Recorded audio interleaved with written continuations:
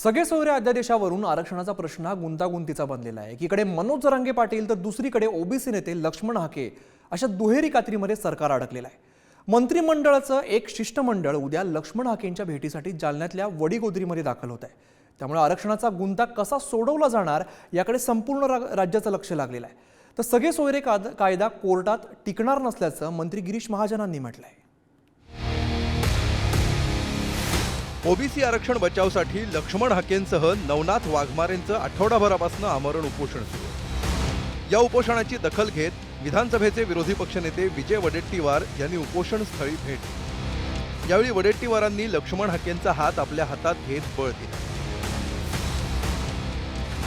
त्यानंतर हाकेंसह नवनाथ वाघमारेंच्या चेहऱ्यावरनं हात फिरवत वडेट्टीवार काहीसे भावूक झाल्याचं दिसून आलं।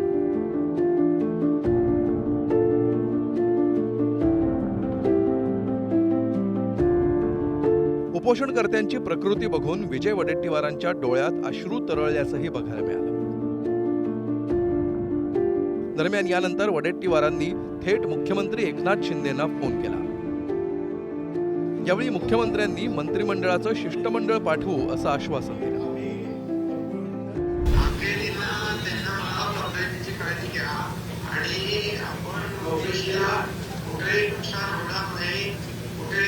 आरक्षण डॅमेज होणार नाही याची पहिल्यापासून आपण खबरदारी घेतली आहे।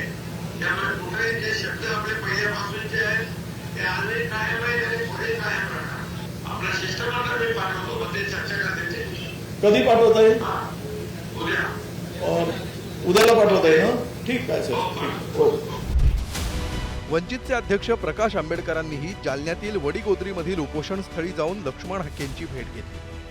प्रकाश आंबेडकरांच्या आग्रहानंतर लक्ष्मण हाके आणि नवनाथ वाघमारेंनी घोटभर पाणी घेतलंय। यावेळी त्यांनी ओबीसी आरक्षणाबाबतची भूमिका स्पष्टपणे अधोरेखित केली। ओबीसी आरक्षणाचं ताट हे वेगळं, तर मराठा समाजाला आरक्षण द्यायचं असेल तर त्यांचं ताट वेगळं असलं पाहिजे असं पुन्हा एकदा प्रकाश आंबेडकरांनी स्पष्ट केलं। ओबीसीचं ताट वेगळं असलं पाहिजे आणि मराठा समाजाचं असणारं जे आरक्षण आहे टिकाऊ घ्यायचं असेल तर त्यांचंही ताट वेगळं असलं पाहिजे। हे मिक्स करण्याचं जे काही चाललेलं आहे ते तिकीट असं मला त्या ठिकाणी वाटत नाही।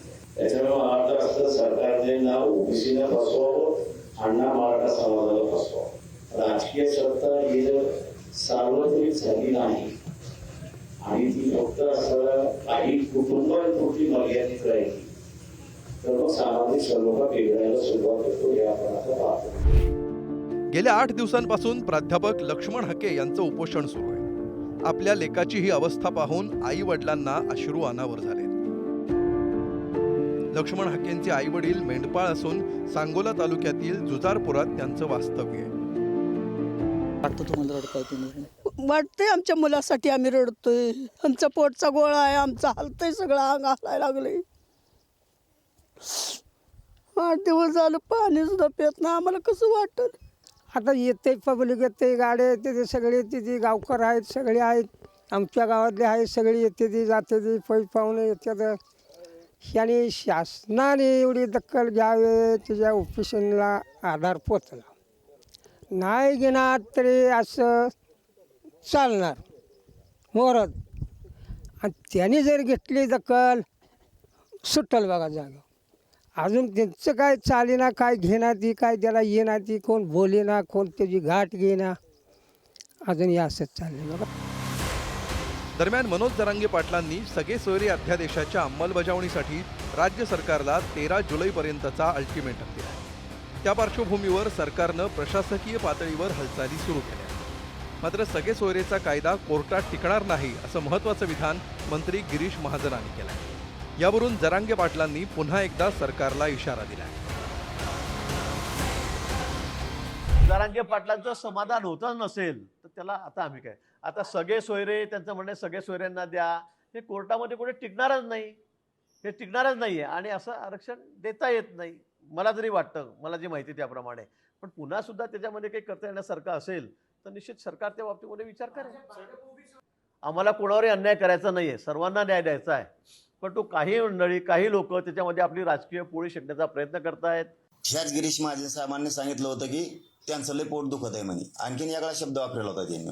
मग सगळे सोयरे टिकतं म्हणण्यासाठी जेच पाठवणार तुम्ही आणि आता कायद्याची भाषा तुम्ही आम्हाला शिकवणार, म्हणजे याचा अर्थ जजला त्यावेळेस न्यायमूर्ती जे आले होते त्यांना कायदा कळत नाही असं म्हणायचं का गिरीश महाजन साहेबाला? बरं, त्यांनीच पाठवलेली 4 न्यायमूर्ती होते ना. हे देशातलं पहिलं आंदोलन असं की त्या आंदोलनाला जजेस पाठवले सरकारनं, आणि आता टप्प्यात आल्यावर तुम्ही असं म्हणणार की ते टिकणार नाही. याचा अर्थ ते सगळ्या सोयऱ्याची अंमलबजावणी 100% टिकणार आहे, परंतु गिरीश महाजन साहेबांनी तयारी केली वाटतं ते टिकू द्यायचं नाही. ओबीसी नेते लक्ष्मण हाके आणि नवनाथ वाघमारे यांच्या उपोषणाला राज्यभरातून पाठिंबा वाढतो. बीडच्या वडवणीतून तब्बल 300 गाड्यांचा ताफा वडीगोद्रीत दाखल झाला.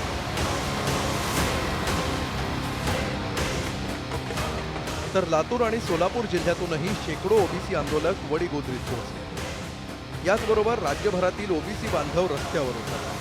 कुठं आंदोलन तर कुठं रास्ता रोको केला जातो.